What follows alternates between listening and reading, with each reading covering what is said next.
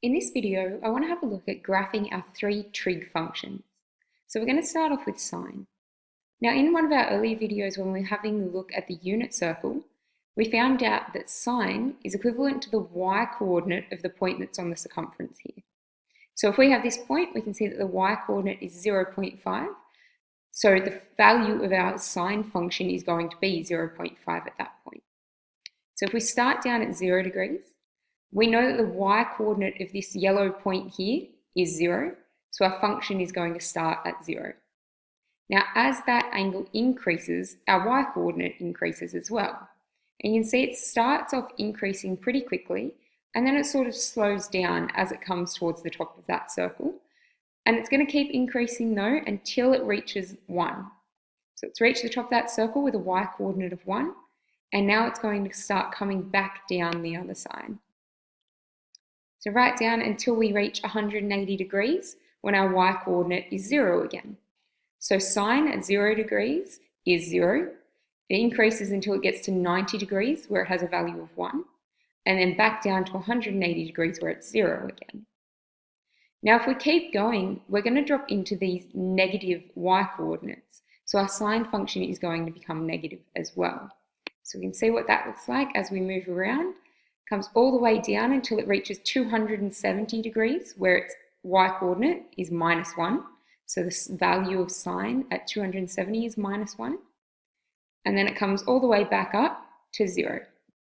So that there is the curve of our sine function. Now we've only gone between 0 and 360 degrees. If we were to keep going round and round our circle, that sine wave would continue forever. Same thing if we went clockwise instead around our circle, so we went into the negative angles, this sine wave would continue over there as well. So that's sine. Let's have a look at cos. Alright, so again, when we were looking at our unit circle, we found out that cos was equivalent to the x-coordinate of our point on the circumference. So for example, for this point here, the value of sine 30 would be about 0.866 because that's the x-coordinate of this yellow point here. So if we start at 0 degrees, the x-coordinate of that point is 1. So our cos function is going to start at 1 here. So at 0 degrees, cos has a value of 1. Now as that angle increases, you can see our x-coordinate is moving in, so it's decreasing. So it's going to continue decreasing until we reach 90 degrees, where the x-coordinate is equal to 0. Then we're going to cross over to the left-hand side of this into the second quadrant where our x-coordinates are negative. So that means our cos graph is going to drop below that line all the way down until we get to an x-coordinate of -1 at 180 degrees. So if we started at 1, come down to 0 at 90 and drop to -1 at 180 degrees. Then as we move around to 270 degrees, we're going to come back closer to an x-coordinate of 0, so our cos function has a value of 0, and then all the way back around to 360 to where we started, back up at 1. Okay, same thing with the sine curve. We've just gone from 0 to 360 degrees, but if we were to keep going, that same curve would continue forever and into the negatives as well. So that's sine and cos. Let's have a look at tan. It gets slightly more complicated. Okay, so to graph our tan function, we're actually going to use our sine and our cos functions. So thinking back again to our unit circle video, we discovered that tan theta is equal to sine theta divided by cos theta. So we're going to use that fact and use our two graphs to help us find some information about tan. So if we start at 0 degrees here, sine is 0 and cos has a value of 1. So we're going to go 0 divided by 1, which would just be 0. So tan is going to pass through this point here. If we look at our next nice point, is going to be at 90 degrees. So sine was 1 and cos was 0. So now we've got 1 divided by 0. But you can't divide something by 0. It doesn't work. It's undefined. So that means that tan is undefined at 90 degrees. And when that happens, it's what we call an asymptote on our graph. So we're going to draw that in with our dotted line.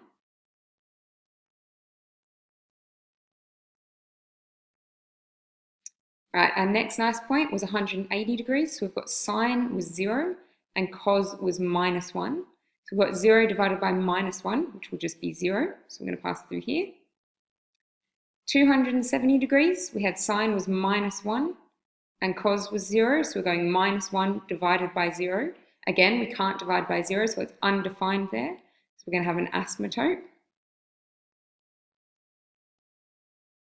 And the last one is 360 degrees.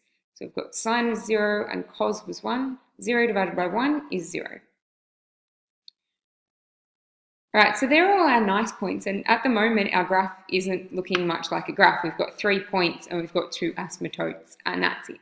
So what I would like you to do is pause the video for a minute, put in some extra numbers in here, like 30, 60, 80 degrees, 100 degrees, 120.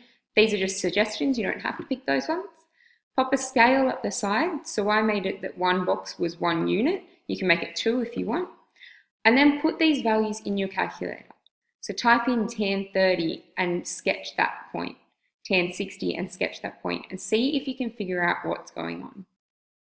So what you've hopefully ended up with is a couple of points that look something like my blue ones here. So then you're going to join them together. We know that the lines or the curve is never going to touch these asymptotes. It's just going to get infinitesimally close to them. So we're going to draw it coming up here and coming close, but never actually touching. Now, when you're drawing your graphs, you're always drawing them in pencil. So you can hopefully get yours looking a lot nicer than I can get mine on this tablet. But it's going to come up through there and coming up like that. Then this one's going to start down here, curve up until it reaches that 0, and then curve back the other direction. And this one's going to curve down this way.